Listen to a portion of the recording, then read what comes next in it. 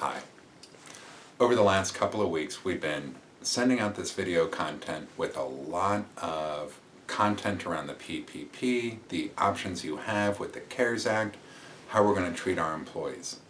In this video, as we head into the weekend, I didn't want to be so content heavy, but I wanted to acknowledge kind of where we're at as we're trying to deal with all of these decisions.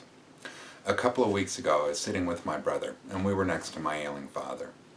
And he told me an origin story of a term that we're hearing all over the place right now. And I think when I understood the origin of where the term came from, that it meant a lot more to me. So in 600 BC, there was a Persian prince. He was getting ready and he was watching his ailing father, and he knew the time would be soon that he'd need to take a leadership role. So he called in his senior advisors. And he called in the court's senior advisors, his father's senior advisors. And he sat them down and he said, look, I'm going to take over this leadership position. And when I'm in that role, there are going to be things that happen outside of my control that are going to make our citizenry very happy with me. And I'll get credit for things that I didn't do. There will be things over this time period of my rulership where there's going to be negative externalities, and I'm going to be blamed for it as the leader. And it would have been something I could not have avoided, and I'm going to carry that blame with me.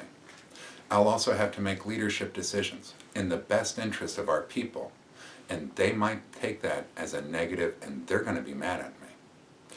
I also might make decisions that are just in my own personal interest, that are misperceived by our citizenry, and they're going to be happy with me. So my charge to you, the wise men of this court, I want you to make a ring, and I want that ring to be able to make me feel sad when I am happy, and happy when I am sad. So all of his wise men went off, they confirmed amongst themselves, and they tried to strategize, and they tried to figure this thing out. They consulted with jewelers and metallurgists, and after months of deliberation, they had the solution. And they came back to the prince. And they handed him a ring. I said, wear this ring, sire. When you're feeling happy, take it off, read the inscription, and it will make you sad. When you're feeling sad, and you need to feel happy, or at least comforted, take off this ring and read that inscription. The ring's inscription simply said, this too shall pass. As I think about my startup orthodontist out west who had to put his employees on unemployment, and it tore him up to have to explain to him why they were no longer employees of the practice, but that he'd have a job waiting for him.